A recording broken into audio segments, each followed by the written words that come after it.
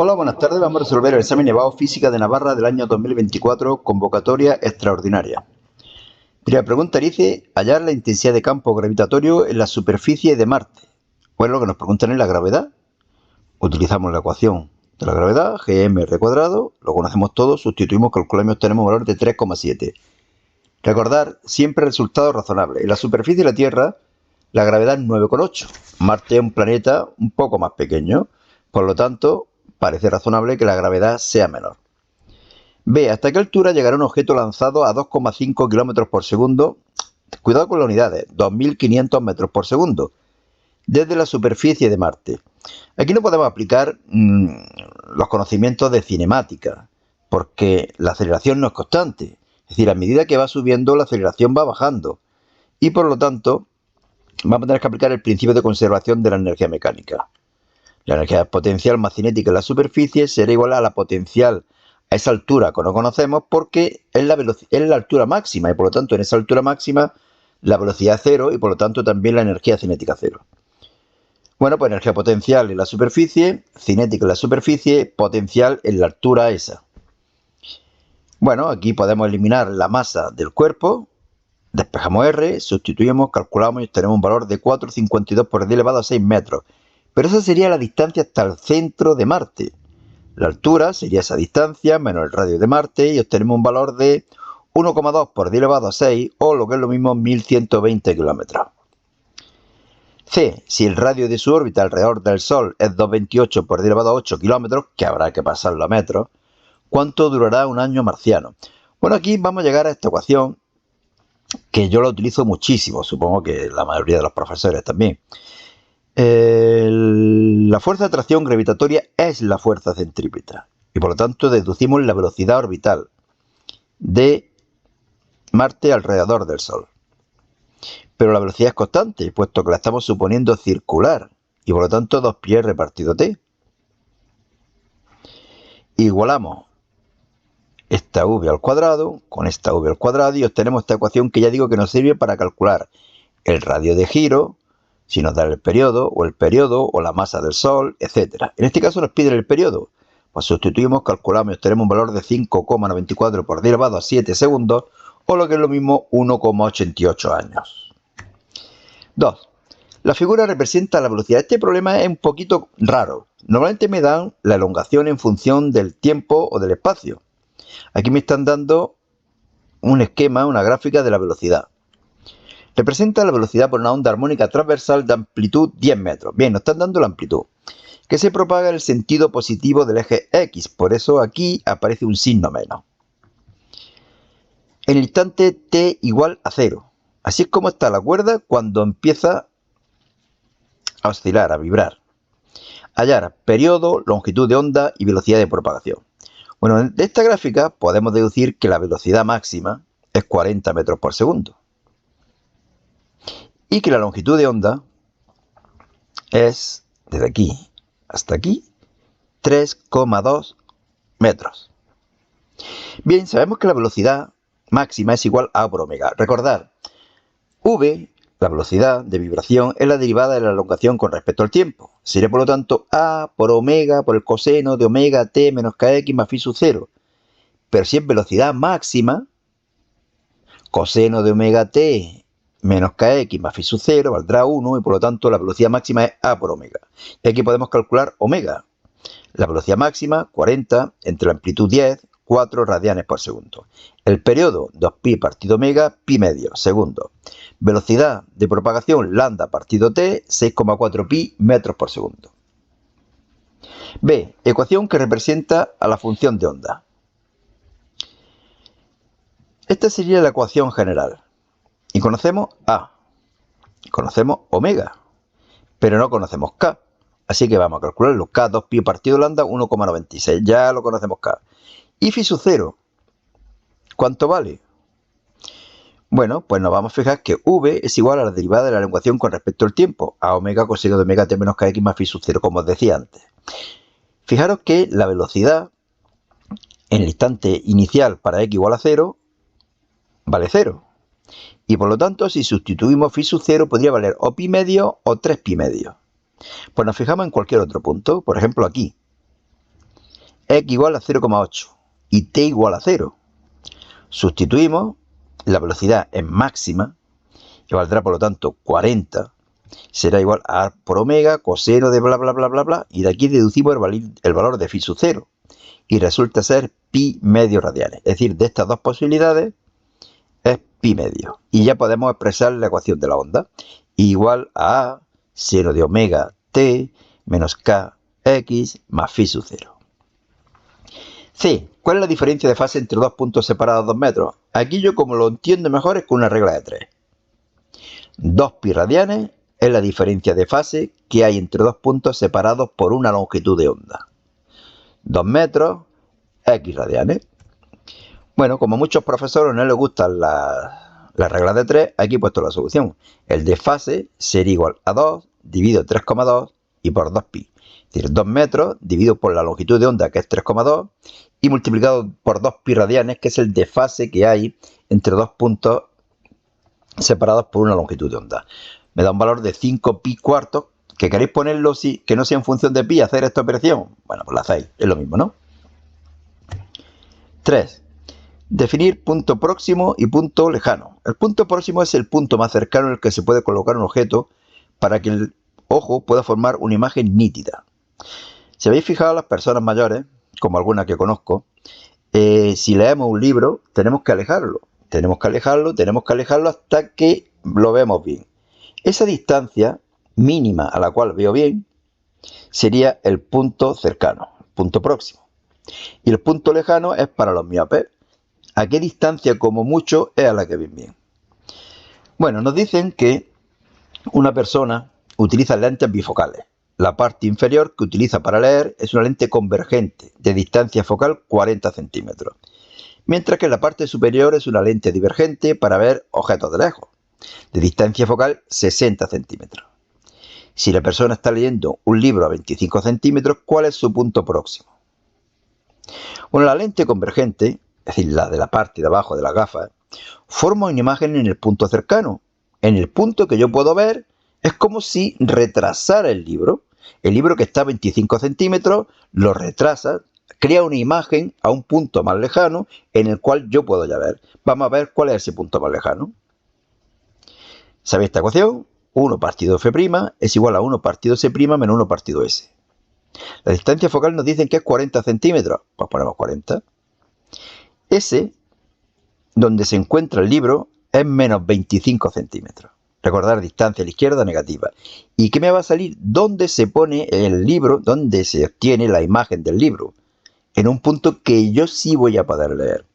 S' resulta ser menos 66,7 centímetros. Pues ese es el punto próximo, ¿de acuerdo? Yo a 25 centímetros no soy capaz de leer el libro, pero a 66,7 centímetros sí soy capaz de leer el libro. Por lo tanto, con la gafa es como si el libro estuviera a 66,7 centímetros. Lo doy en valor absoluto. Punto próximo, 66,7. Dibuja un trazado de rayos a escala para una lente convergente de focal 40 centímetros con un objeto situado a 25. Este es el objeto a 25, distancia focal 40 y la imagen a 66,7. Entonces yo con mis ojos sí puedo ver la imagen. Aunque el libro está por debajo del punto próximo, es como si yo lo viera aquí.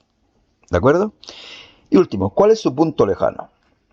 La lente divergente forma una imagen en el punto lejano S' de los puntos situados en el infinito. Es decir, algo que esté en el infinito lo acerca hasta un punto que yo puedo ver.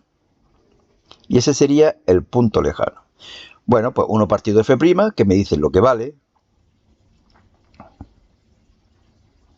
que sería de menos 60 centímetros, es una lente divergente, por lo tanto distancia focal negativa. 1 partido s', que es donde se formaría la imagen de ese punto que está en el infinito, menos 1 partido s. Pero claro, s está en el infinito. De aquí despejo s' y resulta ser menos 60 centímetros. Es decir, que lo que esté más allá de 60 centímetros yo no lo puedo ver. Pero la imagen me lo coloca a 60 centímetros y por lo tanto ya sí puedo verlo. Problema muy raro. Es la primera vez que veo este problema en todos los años que he estado dando física y en todos los exámenes de selectividad que he visto de las distintas comunidades autónomas. Muy raro. A. Transformador, definición, descripción, dibujo, deducir la relación entre el primario y el secundario, teoría pura y dura. Aquí la tenéis. Y avanzamos para hacer el apartado B. Pasamos de página. Aquí seguimos con los transformadores. Y pasamos a hacer el apartado B. Dice, un cargador de teléfonos móviles, bueno, que todos conocéis, consta de un transformador y de un rectificador. El transformador cambia el voltaje de entrada y el rectificador convierte la corriente alterna en continua. Vamos a olvidarnos del rectificador y supongamos el transformador ideal. Es decir, va a cambiar el voltaje que llega por el enchufe de 220 voltios a otro voltaje. El cargador se enchufa a la red a 220 voltios y tiene un voltaje de salida de 5 voltios. Bien, estos son los dos voltajes, el de entrada y el de salida. Cuando conectamos el teléfono al cargador, la intensidad de salida es de 1,5 amperios de salida, es decir, el que llega al teléfono. ¿Cuál es el número de espiras del secundario si el primario tiene 1100 espiras? Bueno, antes hemos llegado a esta ecuación que nos da la relación entre los dos voltajes y los dos números de espiras. Aquí lo conocemos todo menos n sub 2, el número de espiras del secundario. Lo sustituimos, calculamos y obtenemos un valor de 25 espiras. Es decir, se ha reducido drásticamente el voltaje. B. ¿Cuál es la intensidad de corriente que llega al cargador? Bueno, la potencia no se ve modificada por el transformador. Por lo tanto, V1 por I1 es igual a V2 por I2. Sabemos V1. Sabemos V2. Sabemos I2 y podemos calcular I1. Sustituimos, calculamos y obtenemos un valor de 0,034 amperios. Y C, ¿qué potencia suministra la red al cargador? V por I, 7,48 vatios. También rara esta pregunta. 5. En una región del espacio hay un campo eléctrico vertical de valor 1250 newton por culombio, es decir, hacia abajo o hacia arriba el campo eléctrico de 1250 newton por culombio. Ese, por lo tanto, es el módulo. Las líneas equipotenciales son las representadas en la figura. Aquí de 300 voltios, 200 voltios y 100 voltios. Indica el sentido del campo eléctrico. Bueno, recordar que las cargas positivas se dirigen hacia disminuciones de potencial. Y que la carga positiva, una hipotética carga positiva que yo colocara aquí, se movería espontáneamente hacia abajo. Pero recordar que las cargas positivas se mueven en la dirección del campo eléctrico o se aceleran en la dirección del campo eléctrico. Por lo tanto, el campo eléctrico viene hacia abajo. ¿De acuerdo? Sabemos que la carga viene hacia abajo y por lo tanto el campo eléctrico viene hacia abajo. Eso suponiendo que hay una carga positiva. Indica el sentido del campo eléctrico hacia abajo. B. Hallar la distancia entre A y C. Bueno, esto es complicadillo. En primer lugar, principio de conservación de la energía mecánica. Incremento de energía potencial más incremento de energía cinética igual a 0. El incremento de energía potencial es igual a Q por delta V, más un medio de mv cuadrado sería igual a 0. Estamos pensando en una carga que se moviera hacia acá, ¿de acuerdo? Por lo tanto, Q delta V más un medio de m por 2ae. V cuadrado es igual a V sub 0 cuadrado más 2ae. Si V sub 0 es 0, me quedaría que la velocidad al cuadrado es 2ae, siendo el doble de la aceleración por el espacio que recorre. Bien, pues seguimos. Q delta V, un medio de m de 2. La aceleración que adquiere aquí una carga sería igual al valor de la carga por el módulo del campo eléctrico y dividido por la masa y multiplicado por el espacio. Fijaros que aquí se va el 2 con el 2 y la m con la m y me queda esto de aquí. Pero también se va a poder ir la carga y por lo tanto me va a quedar que el espacio va a ser igual a menos la diferencia de potencial eléctrico dividido por el módulo del campo eléctrico. Desde A hasta C, menos 200, 1250, 0,16 metros. La verdad que el examen yo lo veo complicado. No sé por qué este año en la mayoría de las autonomías Estoy viendo los exámenes de la convocatoria extraordinaria más complicados que los de la convocatoria ordinaria. Bueno, C. Una carga positiva de 2 microcoulombios se abandona en A. Justifica si llegará al punto C. Bueno, ahora lo justifico, pero ya lo hemos dicho más o menos. Las cargas positivas tienden a moverse hacia disminuciones de potencial eléctrico. En caso afirmativo, calcula su velocidad si su masa es 2 por 10 elevado menos 12 kilogramos.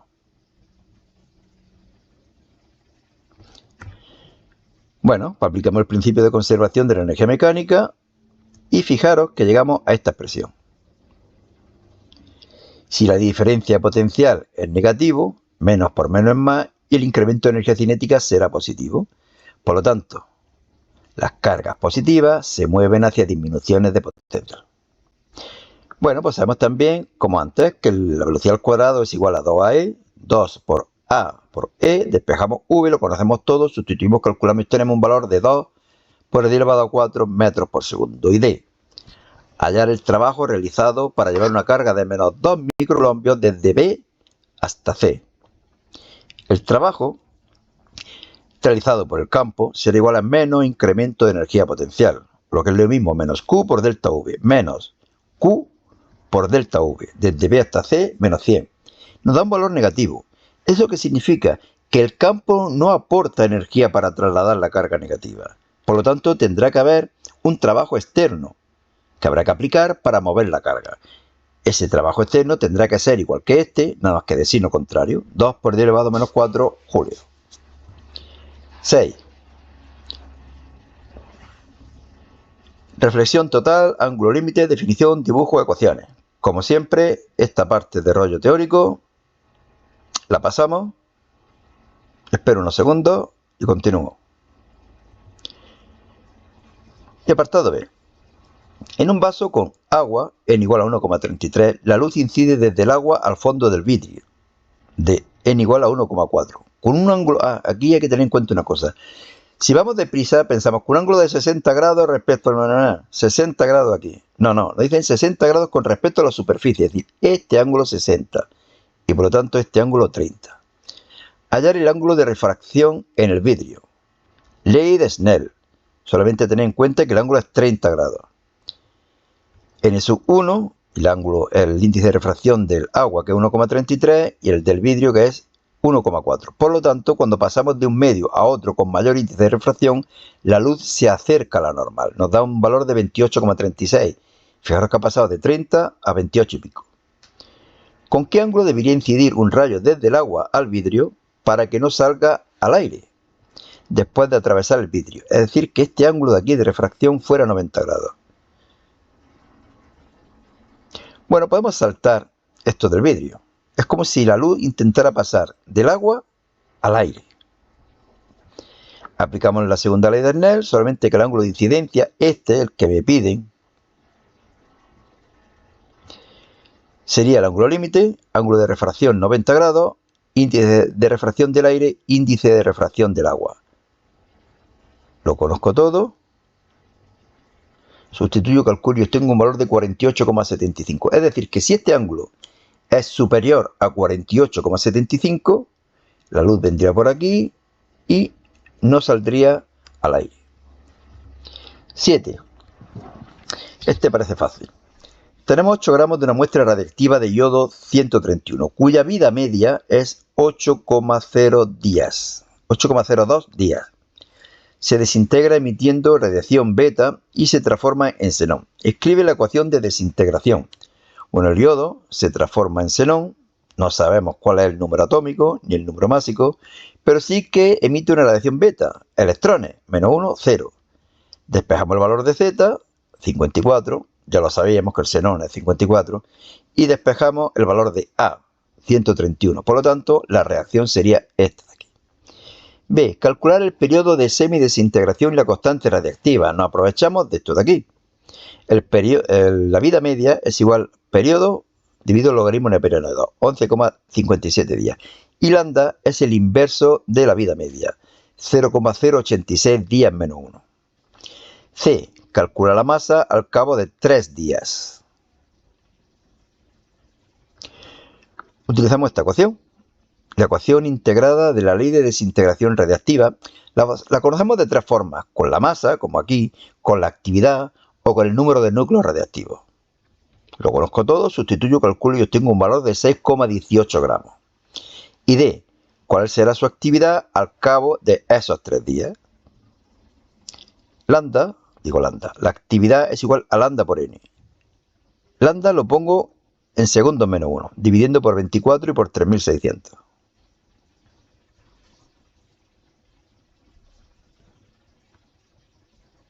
Bien. Lambda era 0,086, 10 menos 1, divido y lo pongo en segundos menos 1. Y ahora multiplico por n, por el número de núcleos. La masa de yodo es 6,18. Si divido por la masa atómica tendré el número de moles. Y si multiplico por el número de Avogadro tendré el número de núcleos, de átomos. Me da un valor de 2,83 por 10 elevado a 16 becquerelios. Mogollón de desintegraciones por segundo. Y 8. Teórica. Interacciones entre corrientes rectilíneas paralelas, deducción de la fuerza entre corrientes paralelas, fuerza por unidad de longitud, dibujo de la fuerza y campos para dos corrientes paralelas en el mismo sentido y sentido contrario. Bueno, este es el dibujo, yo creo que no hace falta explicarlo demasiado. Tenemos dos corrientes, la azul y la roja. La azul, regla de la mano derecha, crea aquí un campo magnético hacia adentro. Y ahora regla de la mano izquierda, V hacia arriba, B hacia adentro y F me queda hacia la izquierda. Y aquí lo contrario. La segunda corriente crea aquí un campo magnético que va hacia afuera, regla de la mano derecha, y ahora aplicando la regla de la mano izquierda me queda la fuerza hacia la derecha. Ya sabéis que fuerzas paralelas del mismo sentido se atraen. Y aquí comprobamos que fuerzas paralelas de sentido opuesto se repelen. Vamos a calcular cuánto valdría el valor de esa fuerza. La fuerza por unidad de longitud. Bien, B1, por ejemplo, el campo magnético que crea aquí la primera corriente, será igual a 1 sub 0 y sub 1, 2 pi r, siendo r la distancia que separa ambas corrientes. F sub 1, 2, fuerza que ejerce el campo magnético, sabéis que es igual a la carga, estoy calculando el módulo, velocidad, campo magnético y seno del ángulo. ¿Qué carga pasa por aquí?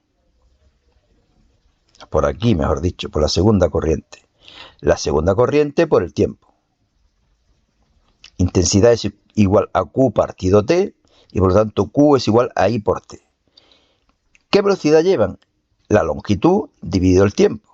Velocidad es igual a espacio partido tiempo. Sería la velocidad de las partículas. ¿Cuánto vale B? Mu sub 0 y sub 1, 2 pi r y seno de 90. Aquí se empiezan las cosas y me queda la fórmula que todos conocéis.